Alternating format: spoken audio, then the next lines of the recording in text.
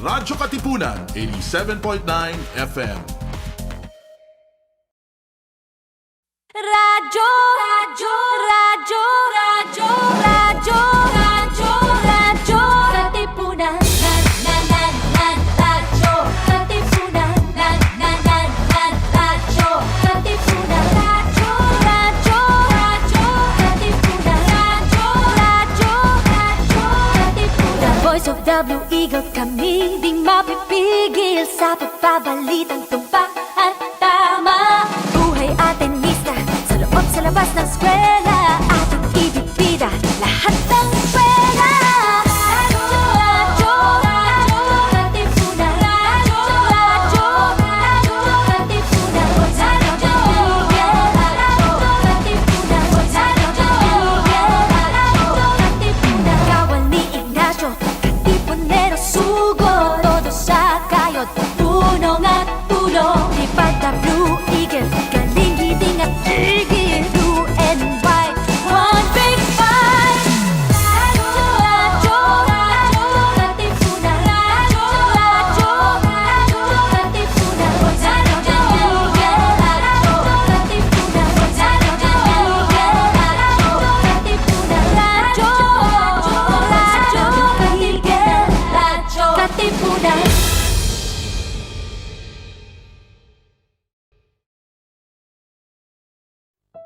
Meron?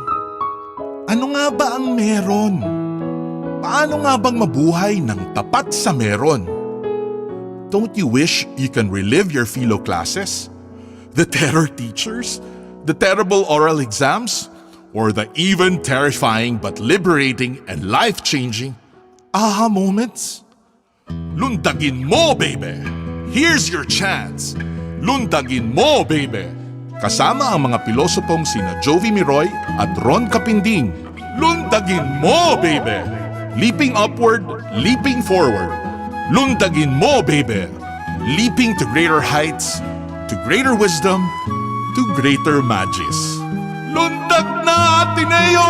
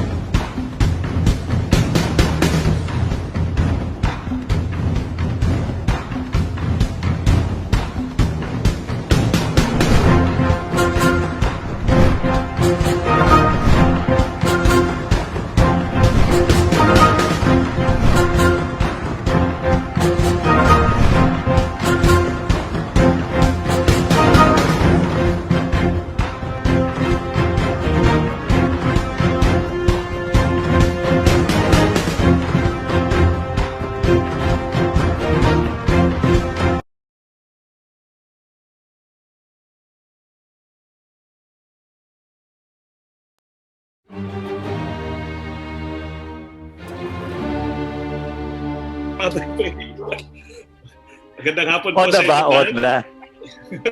Good afternoon. Naging ganyan eh. Another exciting episode. Excited kami, obviously.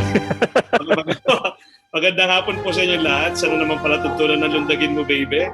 Salamat po sa pagsama sa amin tuwing Lunes ng hapon. Madalas ang Lunes ay nakakaantok at ang hirap iraos. Pero tayo rito ay naglulundagin mo, Beybeh.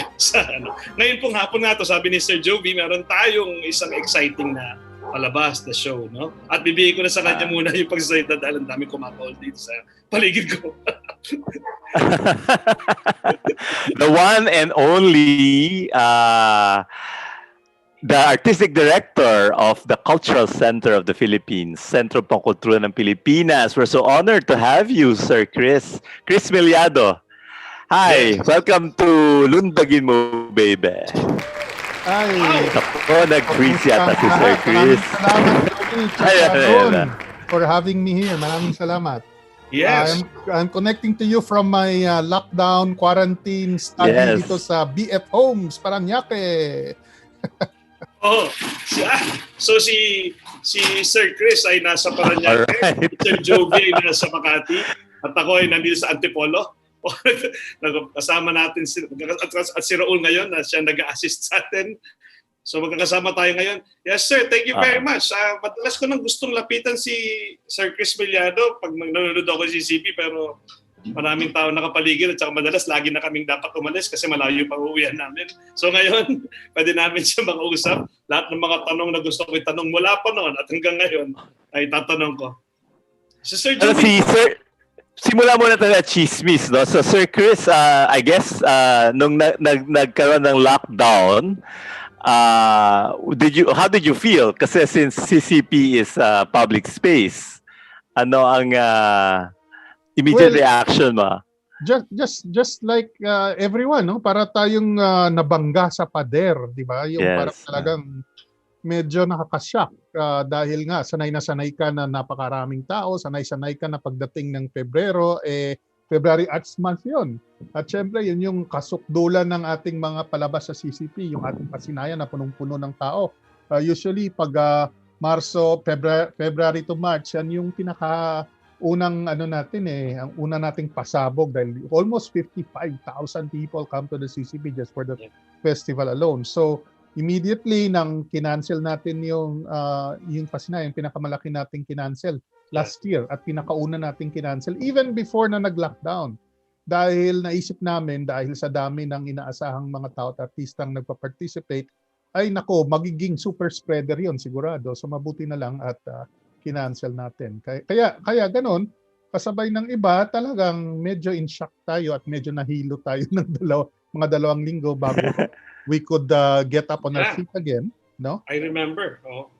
Buti nga, no? Pebrero pa lang yun. No? Kasi bago pa i-anunsyo last year, ng magandang Marso, ang dami na rin mga balita, di ba? Na lumalaganap na sa ibang mga bansa. Di ba? Kaya we decided to... So kahit February pa lang, February pa sinaya last year. Right. You decided na wag na ituloy. Baka maging pugad pa yun ng transmission. Tama. And I think that was a very good decision that we did, no? Otherwise, I think medyo hindi natin alam kung anong nangyari. Otherwise, kasama pang CCP, baka masisi. Ayun, oo. So marami tayong naudlot ng mga palabas. There were performances that had to be canceled. There were performances na running na pagkatapos kailangan putulin yung kanilang run. One of them is yung kay Gelan. Yung Batang Mujahideen was going on and it was getting really very good reviews. It was only its second week. So yung third and fourth weekend niya hindi na natuloy. But it was going on at our little theater. Ayun, kailangan naudlot yung kanyang Hindi ko pa napanood yun. Hindi ko pa napanood yung Mujahideen. At saka naalala ko sir, kami every year nga maliliit at malalaking theater groups ng Ateneo, pati high school at pati college, kasama sa Pasinaya nga eh. Malaki talaga event yun. Tama. Bumabiyahe kami doon and it's an event. We prepare for that. Yung excerpts namin, lahat ng mga pwede ipalabas, kasali kami sa festival. Right. Yes. Pasinaya has become parang our sort of informal multi-arts festival, no? Kung saan lahat nagsasama-sama. Ang maganda sa Pasinaya kasi mula sa community theater group, amateur theater group, hanggang professional theater group, nagsama-sama. At sort of nakikita natin anong ginagawa ng isa't isa. And it's a good entry point for our engagement with our audiences. And so that's what we miss big time, even now. And with each other. Yung mga estudyante namin, kinikilig, nakatabi nila yung iba pang mga theater groups. So yun, maganda rin siyang gathering at reunion ng mga groups. Kaya gusto sumali ng mga nasa. And ang pinakamalaking dagok sa amin kasi if you remember, we were celebrating our 50th anniversary ng CCP. Yes, I was going to say that. So, CCP was celebrating, no? Yes, 2019, nag-umpisa kami ng September, dapat ito mag-ramp up ng 2020 ng September. So napakaraming malalaking as in I will tell. Pwede ko ikwento sa inyo nung pinakamalaking mga talagang malalaking events that were supposed to happen to ramp up to September 2020. All of this had to be, of course, suspended or canceled and rethought. No? And with the chair of the board, Margie Moran, di ba? Yes, of course, yeah. Pero baka nagtataka yung mga audience natin na wala tayong pinag-uusapan tungkol sa Holy Week. Pero kasi before the Holy Week ay itong festival kasi sa CCP, no? Kaya ayun ang dahilan kaya inimbitahan natin si Sir Chris. Sir Chris, what is going on now at the CCP? Well, Pero before you ask that, sir, baka nakikinig din ng mga Sige. mga nakikinig sa atin.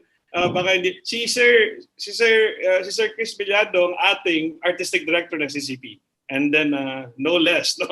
Pero bago tayo magpatuloy sa mga tanong, sir, may tanong lang ako, no. Na nakikita namin si CCP isang malaking bulwagan diyan nandiyan sa may Maynila, no. Paano po ba ang CCP? And you're artistic director of CCP. I know that in CCP there's a ballet group, there's a Tanghalang Pilipino, there's Actors Company. Paano po ba yan? Paano po ba i-drawing yan para mas madali namin mailarawan? Kasi alam ko namin, sir, you used to be in Tanghalang Pilipino and now you're in CCP as vice chair and as artistic director. Paano po ba yan? Pwede niyo po bang ipaintindi sa karamihan sa amin paano po ang struktura ng CCP and yung pong at saka yung position may budding artist na nakikinig. Very curious. At yung position niyo po ngayon, parang paano po ang kaugnayan sa iba pa? Okay, yung siguro ang nakikita natin na CCP na parang napakalaking pwede nating tingnan na parang napakalaking bato, no, massive floating structure. Ang iba nga sabi mukhang Unidoro. Now that you mention it. Yung ating massive structure na yan, actually iconic yan. No? Gawa yan ni Leandro Luxin. Pero hindi lang yan bato. No? Pag tinignan natin sa loob niyan, the easiest way to, I think the most obvious way to appreciate CCP is showcase siya. Marami tayong entablado na nagpapalabas ng mga iba't ibang palabas sa music, theater, dance, and tinatawag natin na performing arts. Kaya meron tayong ballet dyan, may sarsuela tayo dyan, may musicals tayo dyan, may opera, may exhibit ng paintings. Yun, isa pa yun, no? Hindi performing, bukod sa performing arts, meron pa tayong visual arts at cinema. Kaya meron tayong Cinemalaya Independent Festivals, meron tayong exhibits and galleries, at hindi lang yan, meron pa tayong literature, no? Or tawag namin ngayon intertextual. So may mga may publications tayo dyan. So that's the simplest way. Pero ang dami pang ibang programa yung CCP, tulad ng workshops, we do trainings. Ang trainings natin ay mula doon sa tinatawag natin na entry level. Ibig sabihin, for appreciation to. So para mag-develop tayo ng next generation tayo ng mga bata para ma-appreciate yung arts at ginagawa at gilika ng ating mga artista. Meron tayong tinatawag tayo na artist training na tumututok naman ito sa mga katulad natin, mga playwrights na nagpa-practice na, katulad na Ron, na mga actors na gustong i-push pa yung kanilang craft. So meron tayong mga tawag natin na mga master classes para tutukan naman yung galing ng ating mga artista. Hindi lamang sa theater, kundi sa music, sa dance, sa choir singing. Kilalang-kilala tayo dyan sa choral performance, di ba? At yung Ateneo Choir is one of our best. Yeah. So, doon tayo magaling. At meron tayong tinatawag na outreach. Kasi ayaw din natin ang taga Maynila lamang yung nakaka-appreciate. Kaya meron tayong 7,100 islands. So paano natin naabutin yon? So meron tayong nakikipag-ugnayan tayo with the different centers all over the country. Tinatawag natin mga art hubs or satellites kung saan sa paraang yon ay napapadala natin yung mga artists from Manila, at the same time yung regional artists to come over din at magkaroon ng mga exchanges. And bukod doon, ganun pang tinatawag tayo na cultural content development. Ito naman sa larangan ng digital assets. Matagal na natin. May nag-i-email sa akin from CCP palagi na, hey, update. Yes. Isang produkto na tinatawag natin na, yung nasa likuran ko, makikita nyo, yung 12-volume Encyclopedia of Philippine Art, no? Nandun si Jovi, makikita mo doon si Ron. But the literature section was edited by the Dean of School of Design. Ayun. So this one was more than 5 years in the making, no? And took like more than an army of the best scholars in the Philippines to put together the content of John. This is very valuable because ito yung pinaka-documentation ng ating tinatawag na na artistic heritage, no, ng buong bayan. So at makita natin yung diversity ng ating creation. So ito lang sa ilan, napakarami actually. At of course, ang pinaka-obvious ay yung performing arts, no? Yes. So kung kayo ang artistic director, Sir Chris, ng lahat ng samot-saring magaganda at importante na paglilingkod at pagtatanggal diyan sa CCP, na hindi lang yung tangalang Pilipino. Kumusta na, sir? I know you as a person of theater, as a thespian, as a writer. Kumusta yung mismong larangan yan ng pagte-theater ngayong admin kayo? Namimiss nyo ba? Ay nako, mahirap, no, dahil administrative work kasi yung trabaho ko bilang artistic director, parang tingin ko parang traffic police, no? Sa dami ng traffic ng content, ang parang ginagawa mo, tinatry mo hindi magkabuhol-buhol. Pero alam mo, Ron, I know for a fact, si Chris is a very good para bang manager ng artist. You know, he knows how to deal with artists. Yeah. Ako rin, Sir Chris, di yun itatanong. Ako ay administrador ng paaralan naman. Pero gusto kong umayon kay Sir Jovi with the way you speak at saka yung demeanor nyo. Amoy administrador nga kayo, sir. Pero hindi siya yung administrador na kaaway ng artista. Yeah, well, you agree with me that it is an advantage kung if you become an arts manager and you come from the arts. Kasi lahat ng yung perspektibo mo, perspective ng artist. Yeah. And I believe as an arts manager, nandito tayo sa posisyon ng pagiging arts manager dahil gusto nating pangalagaan mismo yung isa sa pinakamahalagang factors ng ating content creators who are the artists. So, doon mabalik tayo dun sa tanong, anong nangyari dun sa... Nagagawa ko pa naman, pero it used to be that I would be involved in at least 6 projects a year. Ngayon, isa na lang at talagang pipiliin mo. No? Kaya yung huli kong ginawa, yung Mabining Mandirigma, bago nga pala.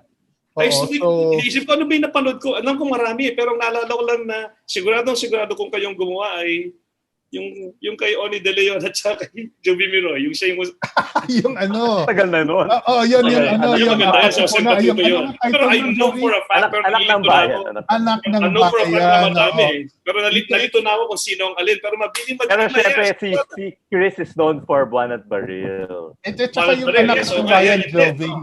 May nagsabi sa akin doon, Jovi, na ang anak ng bayan daw, ito lang daw ang bersyon ni Andres Bonifacio na pinasuot natin siya ng salawal. Ng lampin. Ng lampin. Kasi anak eh. Naalala ko yun. Tapos si Irma Adlawan na ang tagal na bago magsimula, siya pala yung nakatalukbong dun sa gitna. Tapos putik-putik sila buong palabas dahil putik din natin. Putik yan. Tapos nasawsaw sila dun sa pan, tapos nalabas. Putik-putik na. Yeah, that's amazing. But it's so experiential. It's so refreshing. Kahit nagasgas na ang konseptong Bonifacio, but the way it was presented is so fresh. It's very yung Bonifacio interesting na hindi sumisigaw. Hindi sumisigaw. At saka medyo and I think that's interesting na bring up mo yun, Ron, no? Dahil exactly that's the liveness na hindi natin talaga nakakuha maski anong klaseng pagbaliktad at acrobatic sa online, hindi talaga natin makapture yung sinasabi mo ngayon lang, no? Yung being surrounded by that whole experience, exactly. In that whole space, no? Even the simple entrance from the audience, yung those are magics na hindi mo maulit. Going through the traffic. Yes. Go to the traffic. You know, Jovi, sabi daw nila yung nami-miss natin sa live performance is the ritual. You know, the ritual of going to the theater, of the ticket na pinupunit, of meeting up with friends, of sitting down. It's the whole ritual hanggang sa pinakahuli.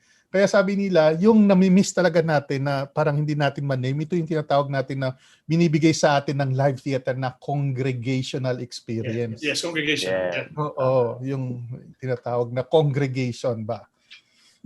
Parang misa lang. Ng tipon-tipon. Exactly. In fact, nauna nga yatang theater sa misa eh. Tama, oo. Nakuha ng misa sa theater. Ginaya lang ng misa eh. Oo. Yeah, di ba? Yes. Yung misa, ang structure niya is very theatrical, yung Yes, narrative. exactly. Kaya nga, di ba, meron tayong mga medieval na mga pieces, no, na parang ganon. At the same time, kung gawin pa natin mas obvious, di ba, may mga place talaga na misa yung structure, kagaya ng pagsambang bayan ni Bonnie Kaya Ilagan. nung sinabi nilang walang theater muna, boom, ang daming mawawalang iba pa. Mawala yung classes, mawala yung masses. So those are all theater-inspired, all those structures and systems. So how does that make you feel, really, Chris? Simula muna tayo dun sa sa struggle. How did that make you feel na kasi that's what you study, di ba? Performance studies. Performance studies.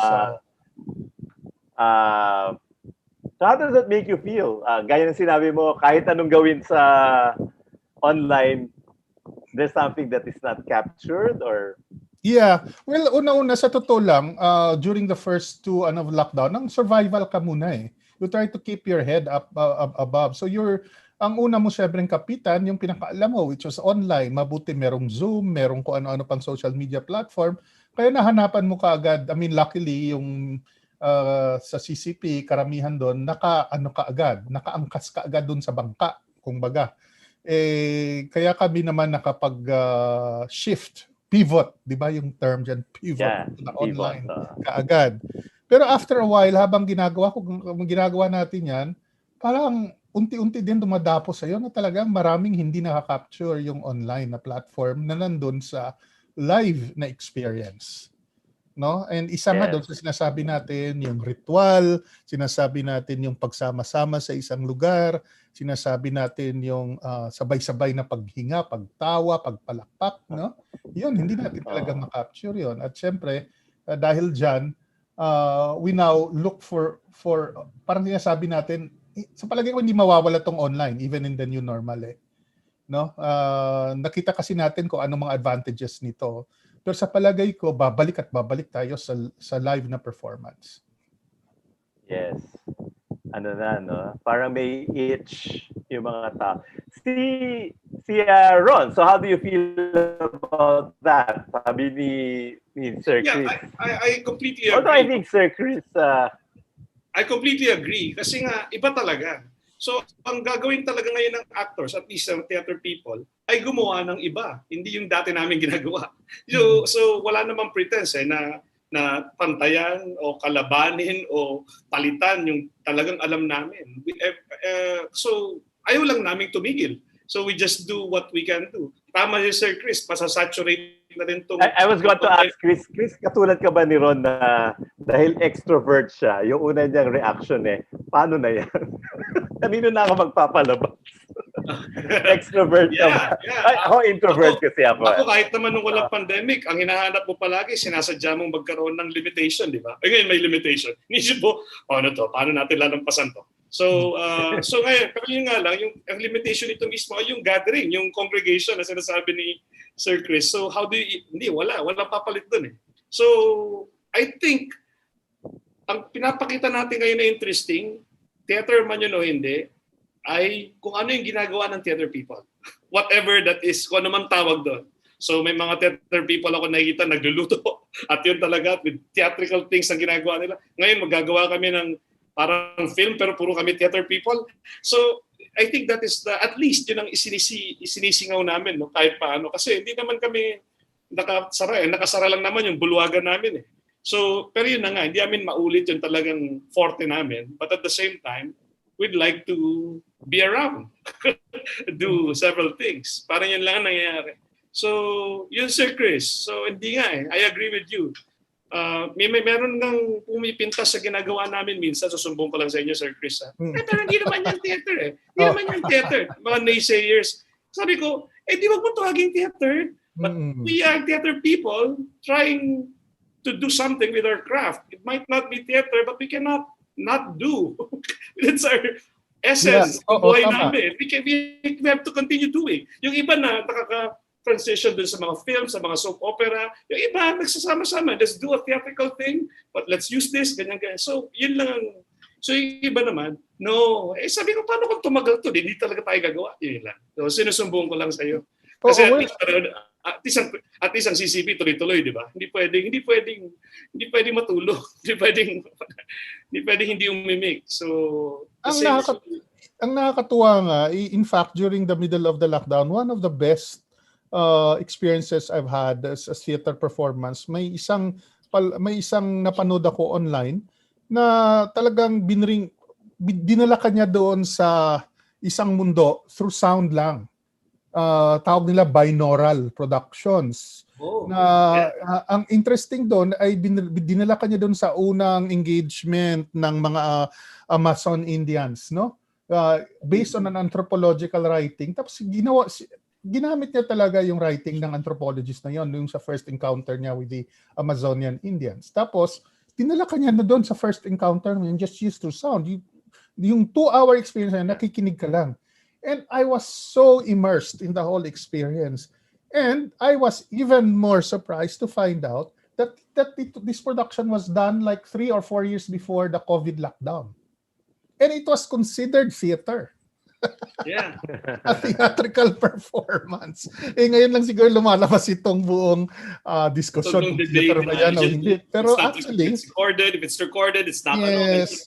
Pero noon pa, pinaglalaroan na ng mga theater people yung the idea of this medium of technology. Kasi ano siya yung technology nung Shakespearean theater? Wala naman yung mga automated lights natin at saka mga revolved stage, no? Pero as technology comes in and helps us in telling the story, we started to integrate this technology in our storytelling. Siguro yung ganun lang.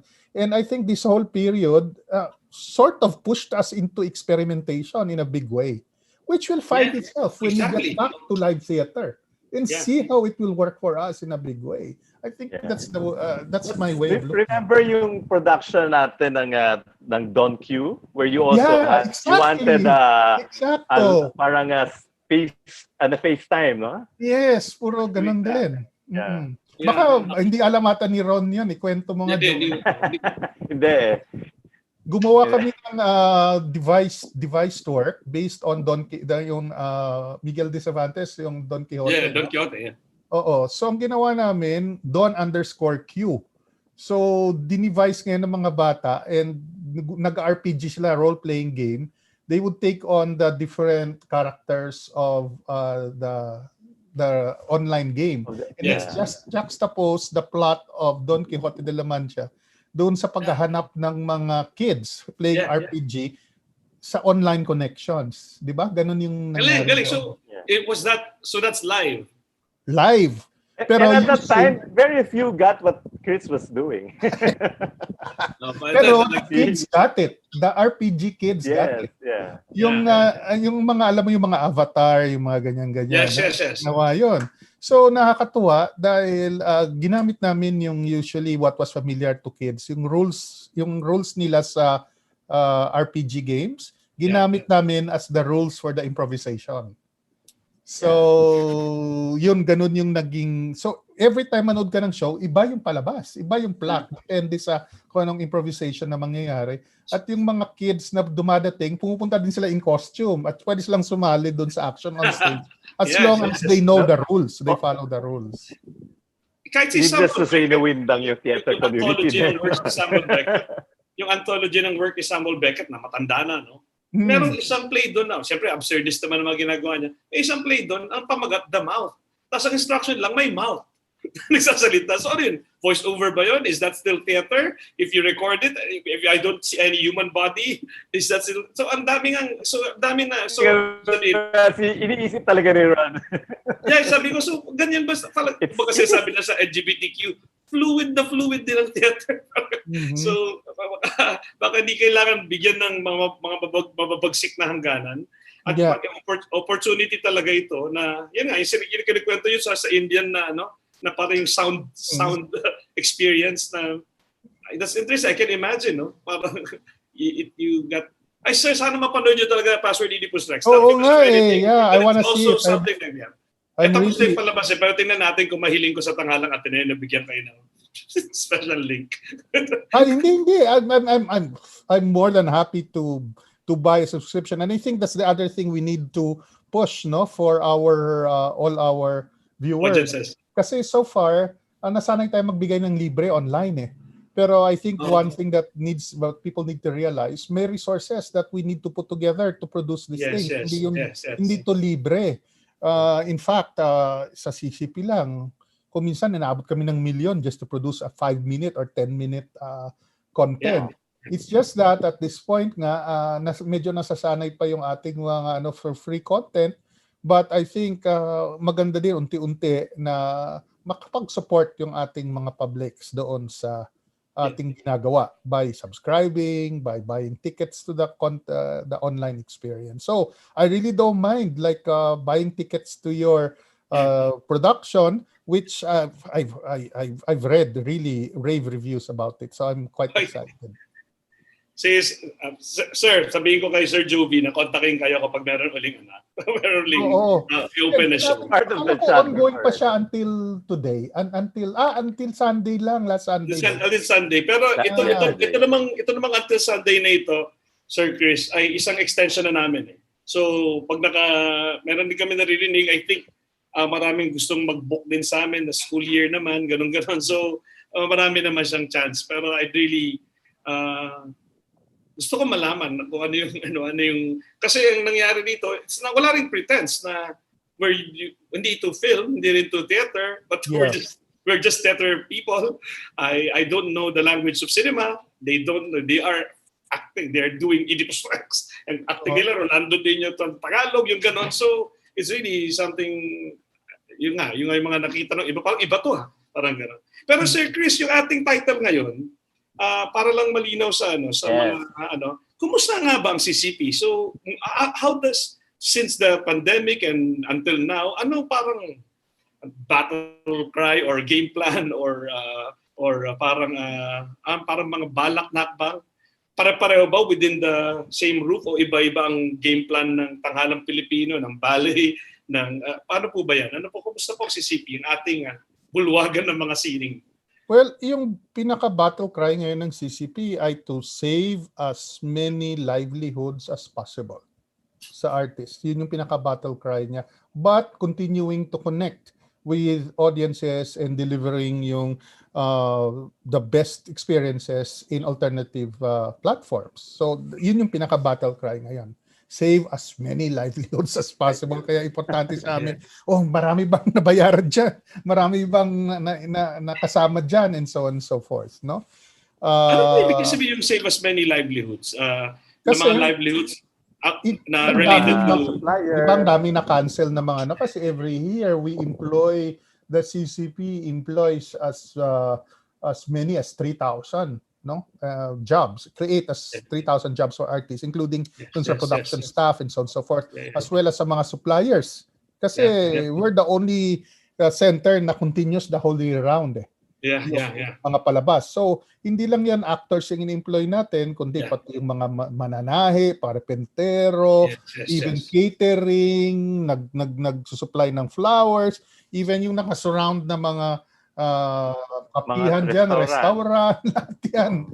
Kasama doon sa parang industry. Mga nagbebenta ng mani. So lahat yan nawalan, no? In fact, medyo we lost na nga some of our tenants sa area dahil wala ng foot traffic talaga. So inuna natin ngayon yung to save as many livelihoods as possible by pushing through with the online versions of the program and by tinatawag namin retooling some of our production staff. Like for example, yung mga stage managers natin, baka pwede rin yan matrain bilang health officers. Dahil ngayon, kung kailangan ka mag-shoot, kailangan muna ng mga health officers. Baka yung mga artista natin ay pwede nating maturuan naman na maggumamit ng digital platform immediately. Immediately kasi yun ang ginawa din. Yung mga companies natin, pwede natin bigyan ng tools in terms of digital assets management, So all of these are moves towards parang retooling our companies so they are able to cope during this time and maximize this whole period. At the same time, keeping the flow ba of So maximization of- then. Di ba? yes, and keeping the flow of resources going between CCP and Yes. artists. So yun yung pinaka-battle cry natin. So when you presented your budget to Congress for this year, you already mentioned all this. Yes, and in fact, they were, happily, the Congress people appreciated it that we were ahead of the curve. Kasi when they presented us nung mga early na mga emergency meetings with Congress, asking us how we were doing adjusting our programs, kagad yung sinabi namin. And they appreciated the fact na inunahan namin in terms of these strategies.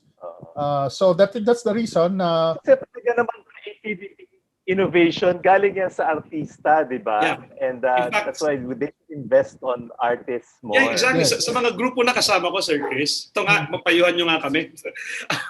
Sinasabi nila palagi, hurt na hurt sila nung unang sinabi na, last year to, no? Na hindi naman essential ang mga performers. Yes. Pero parang ngayon, parang nagbabago ng paradigm kasi mental health and yung spirit ng kailangan buhay. So, paano po ba? Ano ba sabi ito ko dyan, Sir Chris? alam mo, Lalo na. may as well, yung kasi natin kung minsan, yung medyo hindi unified din yung boses ng ating gobyerno in terms of the way they articulate yung sa arts. So kung nandun ka sa Congress meeting, kitang-kita mo may suporta yung mga Congress. Pero kung minsan nakakarinig ka from the highest officer of the land saying na ipagtitinda nila yung CCP pag mawala ng pera.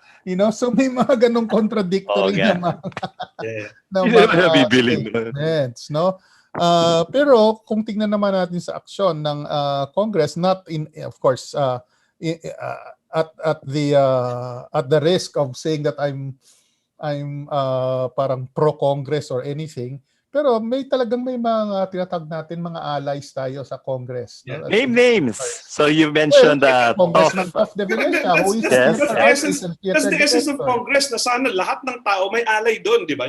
Yes.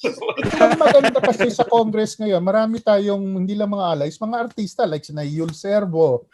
Alam yung theater at yung estudyante ni Ron. Oo. Yung estudyante ni Ron, si Alfred Vargas. So, actually yan kasama na sa isang asosasyon doon or committee sa loob na talagang pinupush yung creative industry, pinupush yung kapakanan ng mga artists not only sa pelikula kundi sa all across the arts.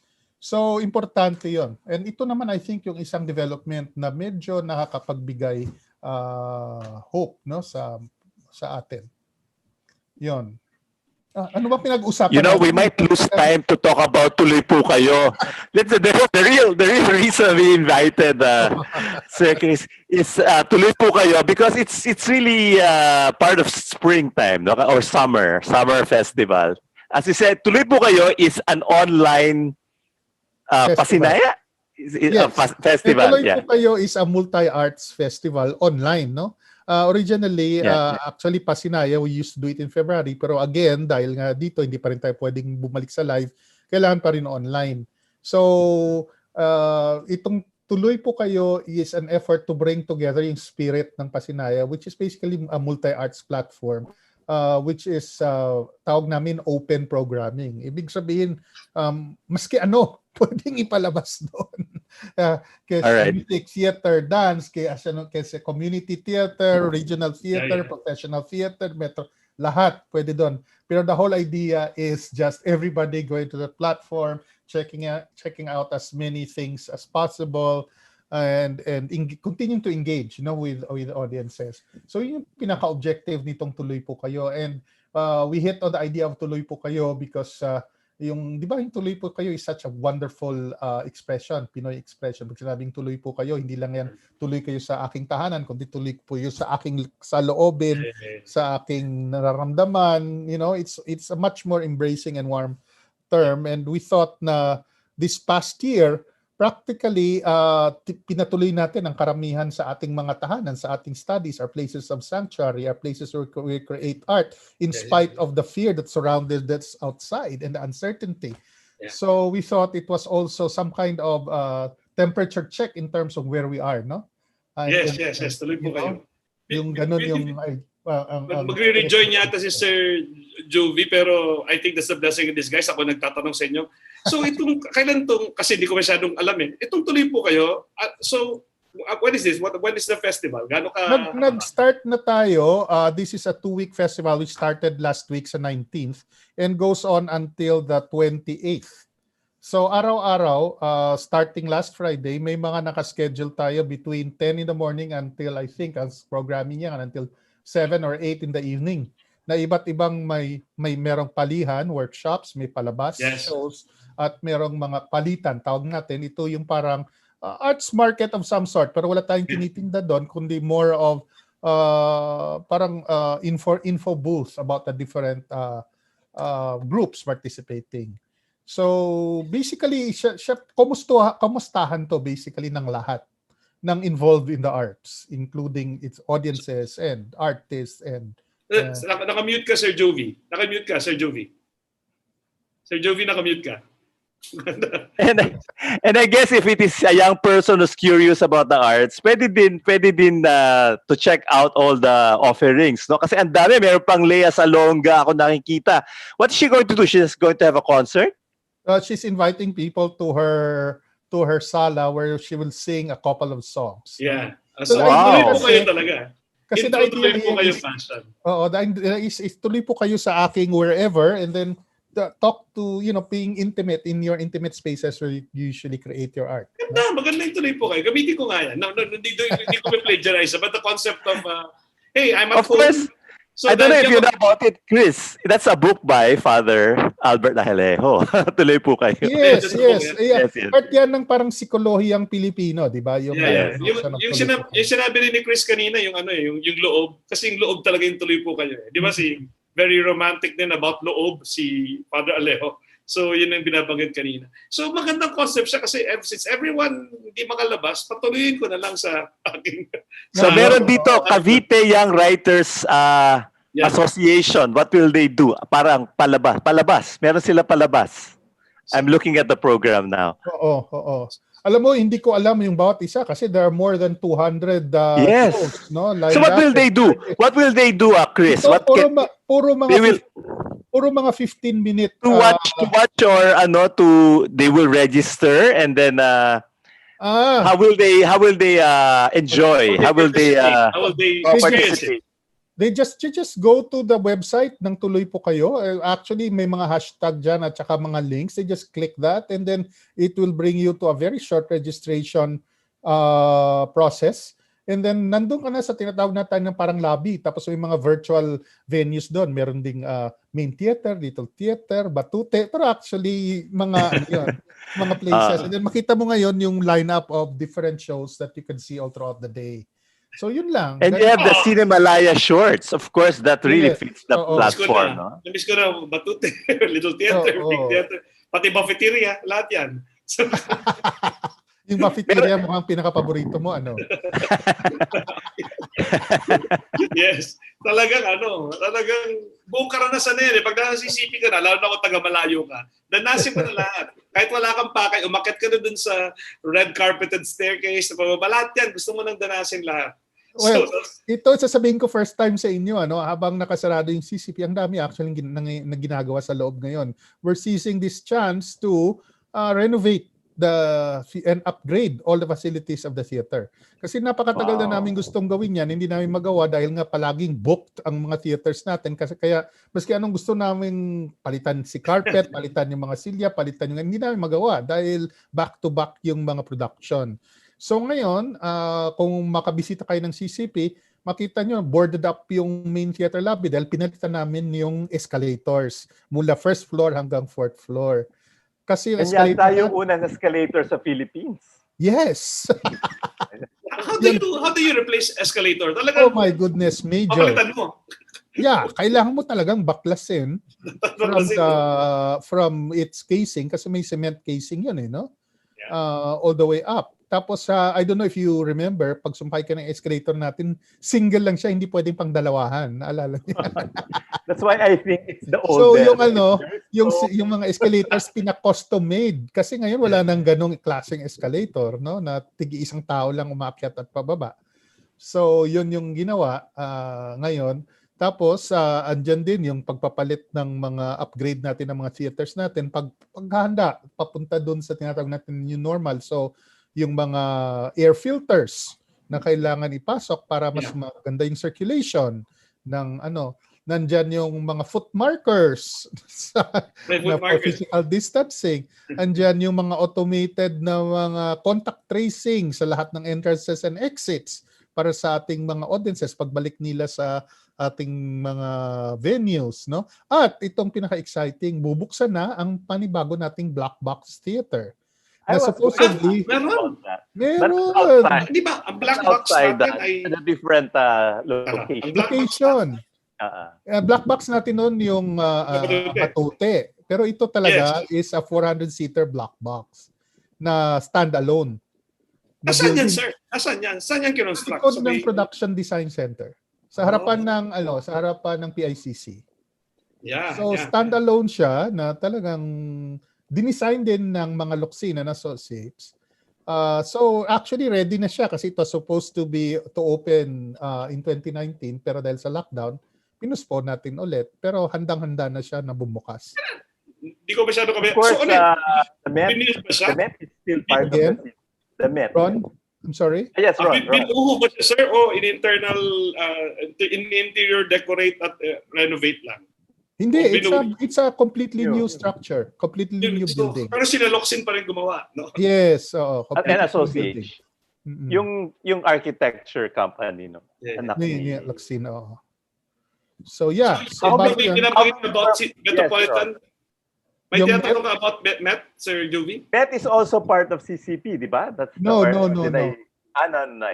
The Metropolitan is under the supervision ng National Commission on Culture and the Arts. Although kasama din tayo sa parang tinatawag nila parang advisory council para doon sa pag-renovate noon. So tayo yung involved in terms of advising them sa theater equipment, seating, whatever. All the things para maganda acoustics, para maganda comfortable. Yeah.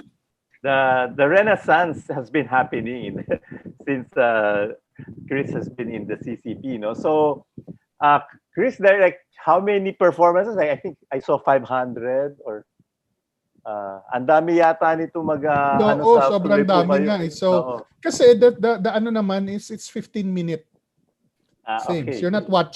You're not asked to watch for 2 hours, no? So if you have 1 hour to spare, you can see at least mga 4.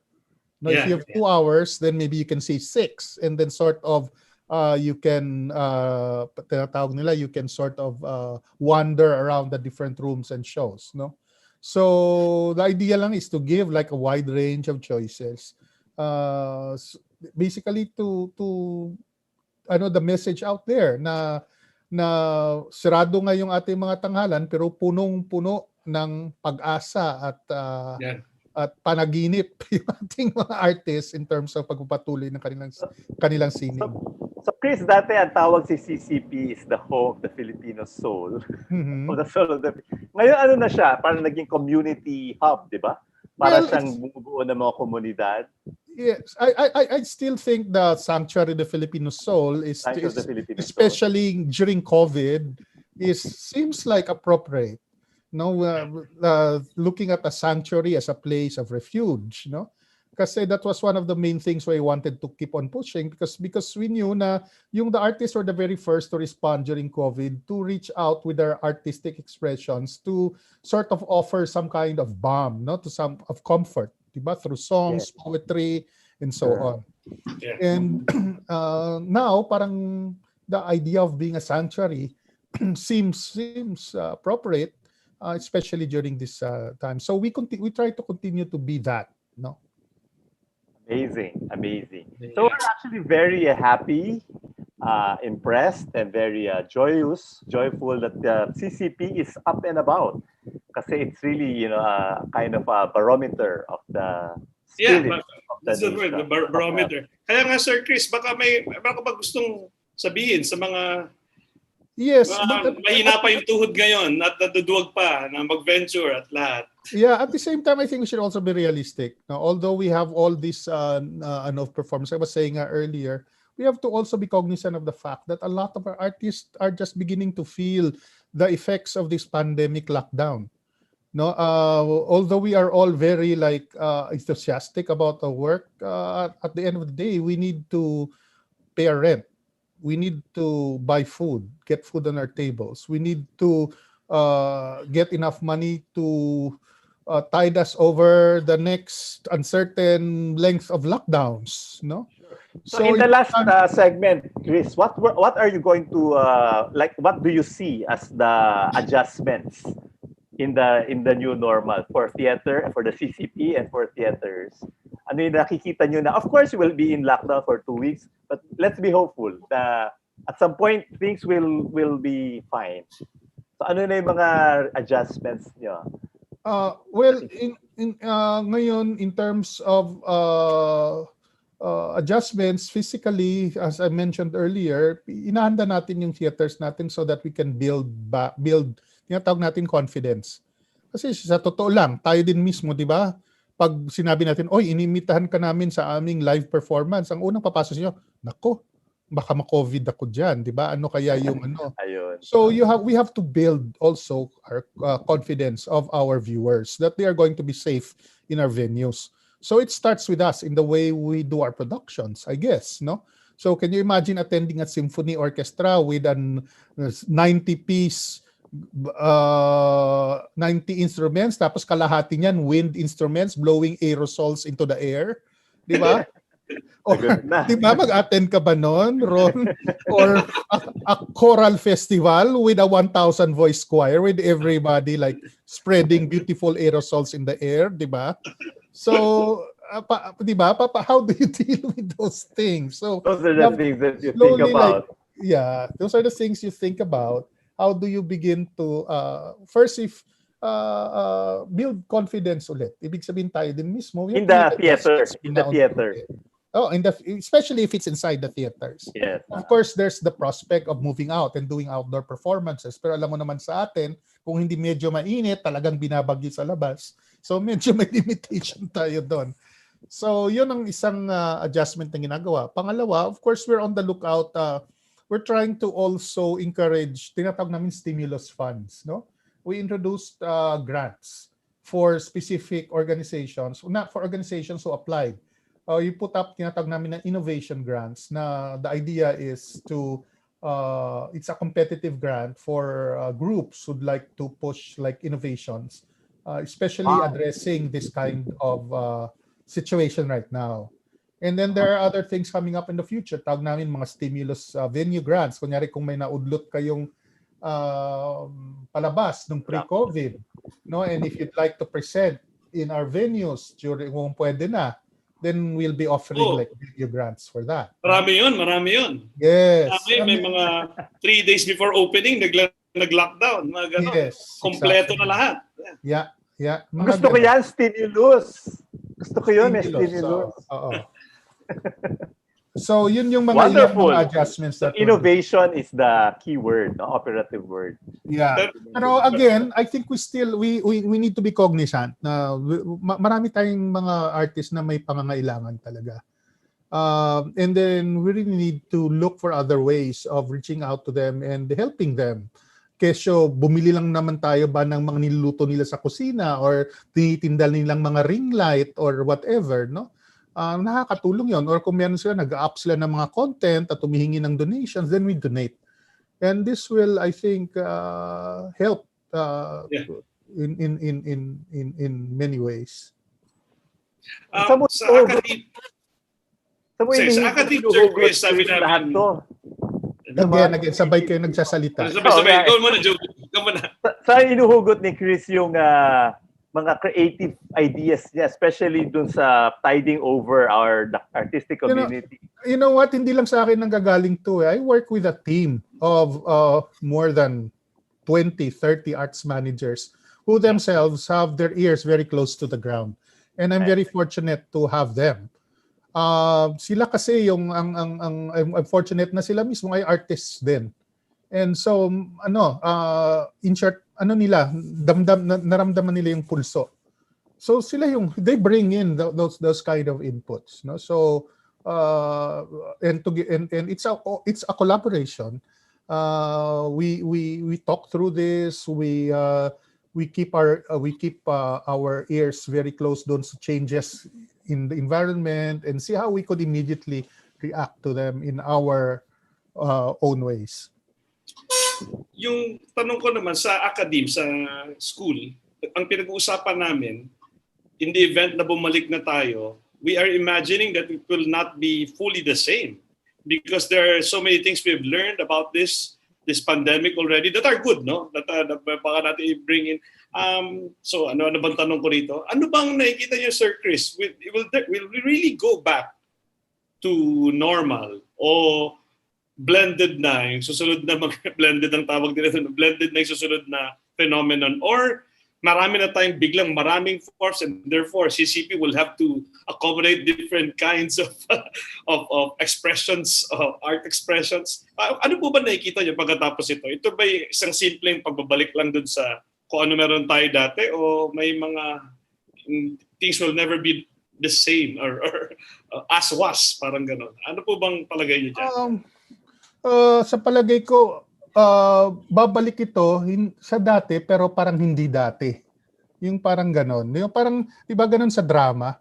Yung tinatawag natin yung journey or arc ng isang tauhan. You start with something, biglang nakusot siya at nabugbog siya at nahampas siya na kung ano-ano sa kaligitnaan. Sa end, he is still the same person but somehow sort of changed, increased. Ganun yung tingin ko sa maging may change na nangyari.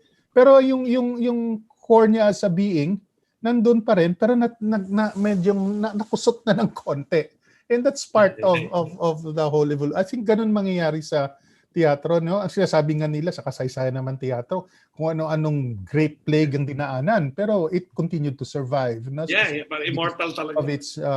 Of the nature of the art, no? And sa palagay ko ganun din yung mangyayari. It's just that at some point, we need, of course, just like anything, just like any kind of growth, we need to sort of take advantage of what we've learned. To keep on pushing our agenda. And immediately, ang nakikita ko dito, yung online. Noon, panaginip lang natin na mag-online. Ngayon, talaga nakita natin yung possibilities of online. Bakit hindi natin gamitin to further yung engagement ng mga tao sa live theater? Diba? And then, in fact, yung hope at pangarap ko sabay, no, na dahil dito, ang exciting talaga ng mga napipintong mangyari. Kaya sana mangyari na soon, no? Pero yung kung gaano kasabik ang mga taong pumunta uli sa isang live event, kung gaano naman kahusay na yung mga artista na... Take advantage na yung eagerness. At saka yung growth din ng artista. No? Ngayon, sabik na siya magtanghal. So lahat ng yan, these are all delayed gratification, I'd like to think, no? Mangyayari talaga siya. The young person who is thinking of a career in theater, don't despair. You know? Yes. No, being prepared for you as well. You know what? I think I'm the least worried about our young people now. Sa totoo lang, sila yung unang nakapag-adjust into this. Inanganak silang tech nito na digital natives na tong mga to. So immediately, parang in fact, that's what I found out. I was fortunate to have on my team a lot of these digital natives. Sila yung unang nag-shift. At saka kanila kaagad nang galing yung ilang mga ideas na ang bibilis, no? Mag-respond. So I'm not as worried about them as much as I'm worried about the non-digital natives. The non-digital natives. Yes, exactly. Oo nga. Chris, as I've told you, the audience are also mostly from abroad, Athenians. They can also watch, no? Yes, yan ang isang pinaka-advantage nitong online. Where once na limited lang tayo sa mga those who dare brave the traffic going to the CCP. Ngayon wala nang traffic, wala nang excuse. You can watch anything even wherever you are, not only in Manila but in other parts of the Philippines as other parts of the world. No? So ito naman yung isang advantage ng online. At saka yung talent pool mo, sir. Ngayon meron akong actor na taga La Union, Baguio, at Lukban, Quezon. Tama, At tama. pati si Marian Rivera kaya ngayon kasi online. Tama, so, tama. all these things bigla hindi siya posible rin that. Pati ito yung maging guest natin si Sir Chris na galing Paranaque para Yes. pumunta sa Ateneo Katipunan Avenue. Gaya Ano na, siya- minsan parang kailangan mo pang talaga move heaven and earth to go to see. Yeah, totoo. Yun lang yung kaibahan. Again, if I point to the live, is that yung namimiss natin, of course, yung nakikita natin, meron bang nakikinig sa atin? Oo. Kung nakikinig sila, ano bang reaction nila? Natatawa din ba sila? Or, di ba? Or I miss that. I miss that terribly. yun, walang yung ganon, di ba? hearing them laugh or seeing them so quiet. Yung ganon. Yes. Iba-iba. Yeah. Kamiss siya. So I hope that everyone will watch. Tuloy po kayo Yeah. and the future offerings of the cultural Hindi center. na nga viewers users ng tawag eh. So I hope Users. everyone will use. Tuloy po kayo. So kasi it's so accessible now. At it's still going on until the 29th. Di ba, Sir Chris? Right, tama. 29. Yeah. 28th. 28. 28. So hanggang Sunday. Sunday. O nga pala, Sunday. hindi pala nagma-Monday. As usual, hindi nagma-Monday ang CCP. Dark Mondays tayo. Oo. So hanggang 28. I'm really, nagsimula lang Easter ko. This is really like, it really, may agenda ko pala to gain hope, no?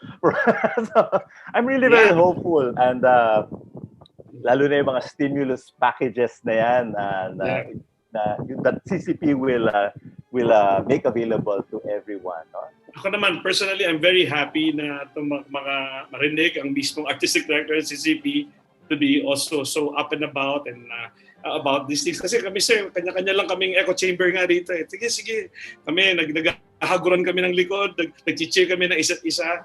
But to see somebody like-minded in the higher ups is actually very affirming and gratifying. So thank you, sir, for your... Salamat, Thank Ron, you. Jovi. And isa sigurong so sa mga artists natin sa community, hindi naman kayo mga strangers sa CCP, hindi naman magkaibigan, magkakilala naman tayo isa't isa. So kung meron kayong concerns, especially now, katok lang, message lang, no? Yeah. And if there are any ideas that you think CCP should pursue, please. At this point, I think it's very, very useful to, ito din yung ginawa ng ng pandemic, I think na dapat matutunan natin yung nasira yung the notion of a center. Everyone can now contribute because of online. No, nasira yung monolith ng na dito lang nanggagaling sa isang So let's take advantage of that. If you know people sa CCP, if we're friends and when we have a connection online and so on and so forth, don't hesitate to react, to give feedback, especially if this is feedback that might help in pursuing things that we can all do together, no? Right. So again, Chris, thank you and more power. Salamat. More power. Sir. Salamat. Break the leg, sir, Sa sa lahat inyo ng ginagawa nyo. Sa inyo din. Break the leg. So yun lang po. Mayroon pa tayong Holy Monday show ba, Sir Jovi, next week? O hindi na? Wala After na. Holy... Ito na ang ating ating Easter and Lenten tama naman kasi may kalbaryo pero rarausan natin to. itong punta ng teatro. Dahil hindi ka magiging santo if you're not who you are. Yeah. So, all right. Maraming salamat ulit, Sir Chris, sa pagpo-podcast Thank you. natin. Maraming salamat. Right. Okay, and ingat pa rin, mask up, physical distancing, at lahat-lahat na dahil medyo may surge ulit tayo ngayon. At malapit na, I hope malapit na magkaroon ng we get our hands on that vaccine. Para tuloy-tuloy na yung ating pagpunta sa tinatawag nating new normal, no? Right. Yeah. All right. Sige. Thank you, Sir Jovi. I'll see you again. Happy Easter sa ating lahat. Happy Easter. Sige po. Bye-bye. Bye-bye po.